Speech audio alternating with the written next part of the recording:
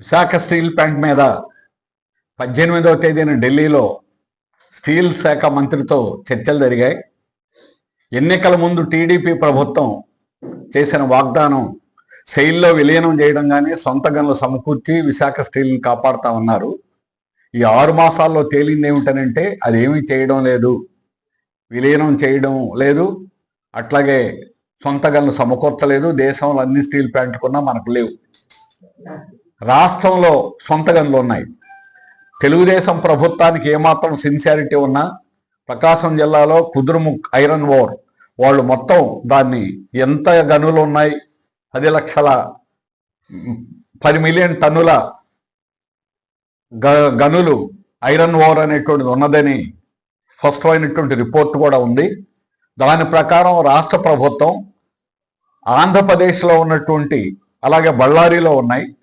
రాష్ట్ర ప్రభుత్వం కనీసం రాష్ట్రంలో ఉన్నటువంటి ఐరన్ ఓర్ గనులన్నా ఇచ్చి తమ నిజాయితీని రుజువు చేసుకోవాలని సిఐటి డిమాండ్ చేస్తున్నది.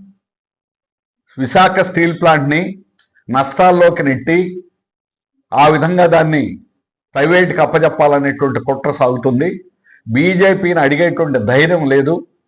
వాస్తవానికి స్టీల్ మంత్రి చాలా సుముఖంగా అంతకుముందు గత 3 ఏళ్ళు ఏ మంత్రి కూడా రాలేదు. 100% ప్రైవేట్ చేయాలని నిర్ణయించిన తర్వాత కుమారస్వామి రావడం, పరిశీలించడం, నిన్న కూడా ఇది బెస్ట్ స్టీల్ ప్లాంటు, ఉత్పత్తి కూడా మీరు 105% ఉత్పత్తి చేస్తున్నారు అని చెప్పేసి కూడా వెళ్ళినటువంటి ప్రతినిధి వర్గాలతో మాట్లాడడం జరిగింది. కానీ బీజేపీ వారు దీన్ని 100% ప్రైవేట్ చేయాలనేటువంటి కుట్రని కొనసాగిస్తున్నారు, దుర్మార్గంగా వ్యవహరిస్తున్నారు. ఇది రాష్ట్ర ప్రజానీకానికి తీవ్రంగా హాని చేసేటువంటి చర్య, వ్యతిరేకించేటువంటి చర్య. అందువల్ల బీజేపీ వైఖరిలో ఏమి మార్పు లేదు అనేటువంటి స్పష్టంగా అర్థమవుతుంది. కానీ గత 5 సంవత్సరాలు ఇదే వైఖరిలో ఉన్న గత 5 సంవత్సరాల కాలంలో జగన్ ప్రభుత్వం అడగలేక దాన్ని స్టీల్ ప్లాంట్ని ప్రైవేటీకరణ అలాగే వదిలేసింది. ఇప్పుడు తెలుగుదేశం దానికి విరుద్ధంగా మేము అడుగుతాం, మేము మారుస్తాం, కేంద్ర ప్రభుత్వాన్ని ఒప్పిస్తాం అని చెప్పినటువంటిది ఈరోజు ఒప్పించడం లేదు, నప్పించడం లేదు.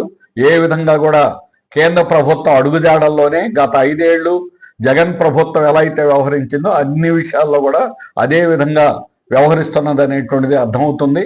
సంకీర్ణ ప్రభుత్వానికి, ముఖ్యంగా టీడీపీకి ఈరోజు కేంద్రంలో కింగ్ మేకర్ లాగా ప్రభుత్వాలను మార్చగలిగినటువంటి శక్తి ఉన్నప్పటికి కూడా కేంద్ర బీజేపీ ప్రభుత్వానికి దాసోహం అంటూ దానికి అడుగులు మడుగులెత్తుతూ దాని విధానాలను అమలు చేస్తుంది.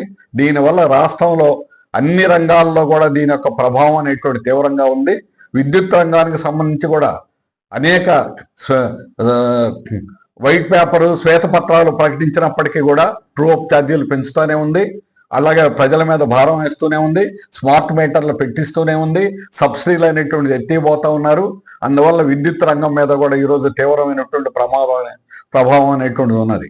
అట్లాగే ఆర్టీసీ 5 సంవత్సరాలలో ఈ రోజు ఉన్నటువంటి డీజిల్ బస్సులు దేశంలో ఇంక ఏ రాష్ట్రంలో అంత వేగంగా మార్చడం వల్ల 5 సంవత్సరాల్లో మొత్తం బస్సులన్నీ తీసేసి ఒక్కొక్క బస్సు 2 కోట్ల చొప్పున 12,700 బస్సులు మారుస్తామని చెప్పేసి రాష్ట్ర ప్రభుత్వం ప్రకటించి దానికి మాకు అభ్యంతరం లేదు. కానీ ఇది ఎవరికి అప్పచెబుతారంటే మొత్తం బస్సులన్నీ ప్రైవేట్ ఆపరేటర్లకు అప్పచెప్తారు. వాళ్లే నడుపుకుంటారు, వాళ్ళ డ్రైవర్లే ఉంటారు, వాళ్లే సొంతగా ఏ ఆపరేటర్ వాళ్ళదే బాధ్యత ప్రైవేట్ ద్వారా జరుగుతుంది. దీని ద్వారా ఆర్టీసీ కొన్నటువంటి 423 బస్ స్టాండ్లు ఉన్నాయి, 4 జోనల్ వర్క్షాప్లు ఉన్నాయి, చాలా పెద్ద ఎకరాల స్థలాల్లో ఉన్నాయి. నడిబొడ్డులో అత్యంత విలువైనటువంటి స్థలాలు అన్ని రాష్ట్రంలో పట్టణాల్లో ఆర్టీసీకి ఉన్నాయి. వీటన్ని 2 లక్షల కోట్ల విలువైనటువంటి స్థలాలను అమ్మడానికి ఈరోజు రాష్ట్ర ప్రభుత్వం సిద్ధమవుతా ఉంది. ఇప్పటికే గతంలో అవకాశాలు ఉన్నటువంటి అమ్మారు. సెంట్రల్ సిఎంఆర్ అనేటువంటిది ఆర్టీసీ డిస్పెన్సరీ 30 సంవత్సరాల క్రితం ఒప్పందం చేశారు. 30 సంవత్సరాలు అయింది. ఇప్పుడు ఎవరికి తెలియదు, అది సిఎంఆర్తో అనుకుంటారు. కానీ మళ్ళా లీజుకి 30 సంవత్సరాల తర్వాత మళ్ళా లీజ్ ఎక్స్టెండ్ చేశారు. ఆ విధంగా మధ్యలపాలెం బస్ డిపోని మార్చాలని ప్రయత్నం చేశారు. ప్రజలు వ్యతిరేకించడం వల్ల ఆగిపోయింది. ఈరోజు ఇలాంటివన్నింటినీ కూడా అమ్మేసి ఊరి చివర వారికి అక్కర్లేదు ఇంకా ప్రైవేటు ఆపరేటర్లు, ప్రైవేటు ఆర్టీసీ అనేటువంటిది లేకుండా ఆర్టీసీని ధ్వంసం చేయబోతున్నారు. దాదాపు 50,000 మంది అందులో ఉద్యోగులు అత్యంత నైపుణ్యంగా పనిచేసే వాళ్ళు ఉన్నారు. దేశంలోనే అత్యధిక యాక్సిడెంట్ తక్కువ 0.06% అనేటువంటిది దేశంలో ఏ రాష్ట్రంలో లేనటువంటి విధంగా భద్రత అనేటువంటి మన రాష్ట్రంలో పాటించబడుతుంది. ప్రమాదాలు అతి తక్కువ జరుగుతున్నాయి. అటువంటి ఆర్టీసీ నిర్వీర్యం చేయాలని రాష్ట్ర ప్రభుత్వం ఈరోజు కుట్ర చేస్తూ ఉంది.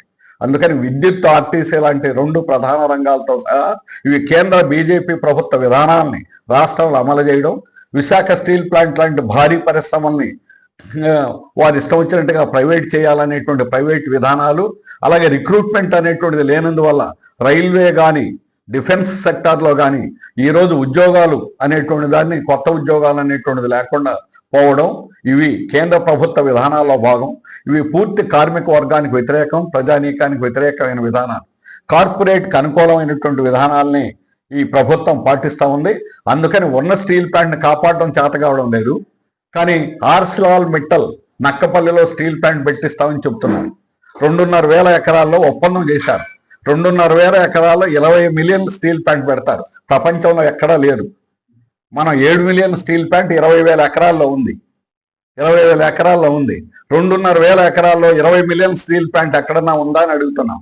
ఇది నిజంగా జరిగేదా అని అడుగుతున్నాం.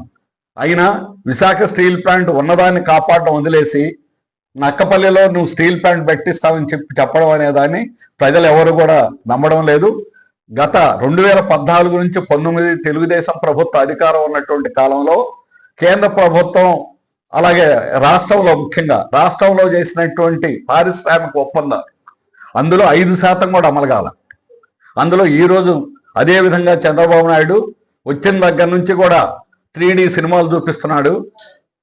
అందరినీ ఆకాశంలోకి ఎత్తి ప్రైవేటు పారిశ్రామికవేత్తలు ఈరోజు కుప్పలు తెప్పలుగా వచ్చి రాష్ట్రంలో అన్ని కూడా పరిశ్రమలు పెట్టబోతున్నట్టుగా ప్రకటించడం అనేటువంటి జరుగుతుంది. ఇందులో ఎన్ని వస్తాయి, ఎంత శాతం పరిశ్రమలు వస్తాయి అనేటువంటిది ఎవరికే అర్థం కాదు. ఇది ప్రైవేటు పిచ్చితో రాష్ట్ర ప్రభుత్వం వ్యవహరించేటువంటి పిచ్చి తప్ప నిజంగా ప్రైవేటు వాళ్ళు వాళ్ళకి లాభాలు వస్తాయంటేనే ఎక్కడైనా వస్తారు. సముద్ర తీరంలో తప్పనిసరైన కాబట్టే ఫార్మా లాంటి కంపెనీలు వచ్చాయి. రోజు ప్రమాదాలు జరుగుతున్నాయి. అతి తక్కువ జీతాలు ఇస్తారు. అతి తక్కువ జీతాలతో చీప్ లేబర్ బ్రాండిక్స్ లాంటి వాటిని నడుస్తూ ఉన్నాయి. ఎకరా 1000 ఎకరాలు, ఎకరా 1 రూపాయి చొప్పున సంవత్సరానికి లీజు 1000 రూపాయలు 1000 ఎకరాలు. ఇటువంటి రాయితీలు, తప్పుడు రాయితీలు ఇచ్చి రైతుల దగ్గర కారు చౌకగా భూములు లాక్కొని ఒక రైతు తన పొలంలో 1 ఎకరాలో 10 మంది కష్టపడి పనిచేస్తారు. 10 మంది పనిచేసేదానికి పని ఉంటుంది. కానీ ఈరోజు మీరు పెట్టినటువంటి పరిశ్రమల్లో ఎంతమందికి పని కల్పించారు, వారికి జీతాలు ఎంత? 15 సంవత్సరాల నుంచి నడుస్తున్న ఈరోజు బ్రాండిక్స్ లాంటి కంపెనీలో నెలకు 15,000 రూపాయలు కూడా జీతం లేదు. చీప్ లేబర్ అంటారు. అందుకని ఈరోజు మీ పారిశ్రామికవేత్త విధానం అనేది పెట్టుబడిదారులకి, పారిశ్రామికవేత్తలకి లాభాలు చేకూర్చి వాళ్ళు సంపాదన కోసమే తప్ప ప్రజల కోసం, ప్రజలకు ఉపయోగపడేటువంటి విధంగా మీ విధానాలు లేవు. మీ విధానాలు, పారిశ్రామిక విధానాలు మార్చుకోవాలి. ప్రభుత్వ రంగంలో ఆర్టీసీని కాపాడుకోవాలి. ప్రభుత్వ రంగంలో విద్యుత్ రంగాన్ని కాపాడుకోవాలి. దేశంలోనే ఈరోజు పెద్ద పోరాటం జరుగుతుంది చండీగఢ్లో. చలో చండీగఢ్ అని విద్యుత్ రంగంలో అత్యంత చౌకగా ఇచ్చేటువంటి విద్యుత్ సరఫరా చేస్తున్నటువంటి రాష్ట్రం చండీగఢ్. 1 యూనిట్ 4 రూపాయల 50 పైసలకి దేశంలో ఎక్కడా లేదు. సగటు 7, 8, 9 రూపాయలు అవుతున్నాయి. అంత చౌకగా చండీగఢ్ చేస్తుంటే దాన్ని ప్రైవేట్కి అప్పచెప్పాలని గత 4 ఏళ్లలో వాళ్ళకి 1000 కోట్ల రూపాయల లాభాలు వచ్చాయి. కానీ ఇప్పుడు దాని అమ్మకాన్ని 170 కోట్లకి అమ్మాలని ఆ ప్రభుత్వం నోటిఫికేషన్ ఇచ్చింది.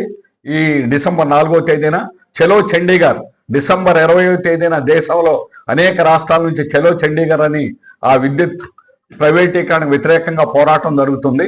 అందువల్ల బీజేపీ విధానాల్లో భాగంగానే విద్యుత్ సంస్కరణ పేరుతోటి ప్రజల మీద భారాలేసి ప్రైవేటు వాళ్ళకి విద్యుత్ పంపిణీ మొత్తాన్ని కూడా అప్పచెప్పాలని ప్రయత్నం చేస్తుంది. 85 లక్షల కోట్ల విలువైనటువంటిది విద్యుత్ దేశవ్యాప్తంగా పంపిణీ వ్యవస్థ. అంత బలీయమైంది, అంత పెద్దది. కానీ దీన్ని ప్రైవేట్ చేయాలని గత 4 ఏళ్ళు కేంద్ర బీజేపీ ప్రభుత్వం 4 సార్లు బిల్లులు ప్రవేశపెట్టింది. కానీ అది చివరికి ఆ బిల్లులన్నీ కూడా వెనక్కి వెళ్ళాయి. ఇప్పుడు కూడా ప్రైవేటీకరణ విధానాలు అనేటువంటి దానికి పెద్దపేట వేస్తున్నారు. అందుకని విశాఖ లాంటి భారీ పరిశ్రమలు ఉన్నటువంటి కేంద్రాలని ఎడార్లుగా మారిపోతాయి ఈ ప్రైవేటీకరణ అమలు జరిగితే. అందుకని కేంద్రం 10 ఏళ్ల నుంచి ఈరోజు రైల్వే జోన్ ఇవ్వాల్సినటువంటిది ఈ రోజు కూడా అమలు చేయాల. ఈ రోజు కూడా చేయాల. 29 వచ్చి మోడీ గారు శంకుస్థాపన చేస్తా అన్నారు. స్థలం ఉంది, స్థలం నడిమొడ్డులోనే రైల్వేకి స్థలం ఉంది. మొదట డిపిఆర్ లో చాలా స్పష్టంగా ఇక్కడే ఉన్నటువంటి స్థలంలో పెట్టచ్చు అని చెప్పేసి కూడా చెప్పారు. కానీ స్థలాలు ఇవ్వలేదనేటువంటి వంకతోటి అది కేవలం ఆలస్యం చేయడానికి, జాప్యం చేయడానికి చెప్పినటువంటి వంక తప్ప వాస్తవం అనేటువంటిది కాదు. రైల్వే జోన్ ఇవ్వడం ఇష్టం లేదు. ఇప్పుడు వచ్చినా కూడా ఉన్న డివిజన్ ఎత్తేసారు. రైల్వే డివిజన్ ఎత్తేయడం అనేది మనకు అంతకంటే కూడా నష్టకరమైనటువంటి. ఆ విధంగా ఉత్తరాంధ్ర అనేటువంటిది ఓట్లకేమో ఉత్తరాంధ్ర కావాలి. ఈరోజు కనీసం ఈఎస్ఐ హాస్పిటల్ అనేటువంటిది కడతా ఉన్నారు శీలానగర్లో. దానికి మెడికల్ కాలేజ్ అటాచ్ చేయాలి. దానికి చేయాల్సినటువంటి మెడికల్ కాలేజ్ లేకుండా అమరావతికి తీసుకెళ్లిపోయారు. ఈఎస్ఐ మెడికల్ కాలేజీ అమరావతిలోనే వస్తుందని చెప్పేసి మొన్నే ప్రకటించారు. ఆంధ్రప్రదేశ్ అంటే అమరావతి అయినా మీకు ఓట్లు వేసినటువంటి ఉత్తరాంధ్ర ప్రజానీకం కనపడరా?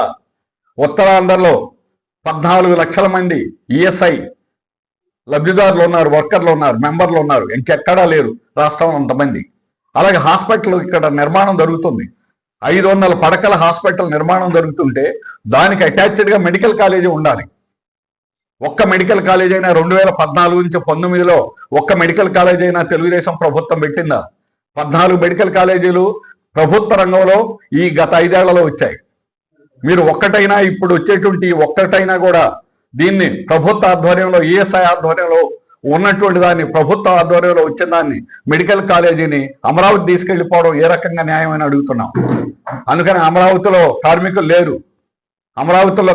లేరు. ఎమ్మెల్యేలు, ఎంపీలు లేదా వాళ్ళ తాబేదారులు ఉంటారు. కానీ దానికి ఈరోజు ఈఎస్ఐ మెడికల్ కాలేజీని తరలించడం అనేటువంటి సరైనటువంటిది కాదు. ఖచ్చితంగా ఈఎస్ఐ మెడికల్ కాలేజ్ అటాచ్డ్ శీలానగర్లో విశాఖపట్నంలో కడుతున్నటువంటి 500 పడకల హాస్పిటల్కి దానికి అటాచ్గా అది రావాలని చెప్పేసి కోరుతున్నాం. నిన్నే మేము కూడా ప్రత్యక్షంగా అక్కడికి వెళ్ళి పర్యటించడం జరిగింది. ఇక్కడ రావడానికి 2016లో శంకుస్థాపన చేశారు బండారు దత్తాత్రేయ, చంద్రబాబు నాయుడు ఇద్దరు ఈఎస్ఐ. కానీ 16 నుంచి అది రావడానికి 24 కానీ దాన్ని మొదలు పెట్టాలి నిర్మాణం. మొత్తానికి 24 జనవరి నుంచి దాని నిర్మాణం అనేటువంటి జరుగుతుంది. సిపిడబ్ల్యూడి ఆధ్వర్యంలో నిర్మాణం అనేటువంటి సాగుతుంది. దాని మీద మా ఈఎస్ఐ బోర్డు మెంబరు చాలా తీవ్రంగా పోట్లాడాల్సి వచ్చింది. ఆయన స్వయంగా 4 సార్లు వచ్చి ఇక్కడ పర్యటన కూడా చేశారు. అంత పోట్లాడితే కానీ అది రాలా. కానీ ఆ వచ్చినటువంటి దాన్ని ఇప్పుడు మెడికల్ కాలేజీ తరలించడం అనేటువంటి దాన్ని సిఐటి తీవ్రంగా వ్యతిరేకిస్తున్నది.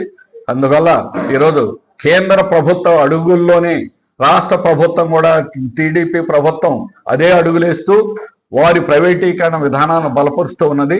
దీనివల్ల ఆంధ్రప్రదేశ్ ప్రజానీకానికి, కార్మిక వర్గానికి తీవ్రమైన హాని జరుగుతుంది. దీన్ని మేము తీవ్రంగా వ్యతిరేకిస్తున్నాం. ఎలక్ట్రిసిటీ ప్రైవేటీకరణకు వ్యతిరేకంగా డిసెంబర్ 25వ తేదీన రాష్ట్ర వ్యాప్తంగా కార్మికులంతా కూడా చండీగఢ్కు మద్దతుగా డిసెంబర్ 25న రాష్ట్ర వ్యాప్తంగా నిరసన తెలియజేయాలని కార్మిక వర్గాన్ని కోరుతున్నాం.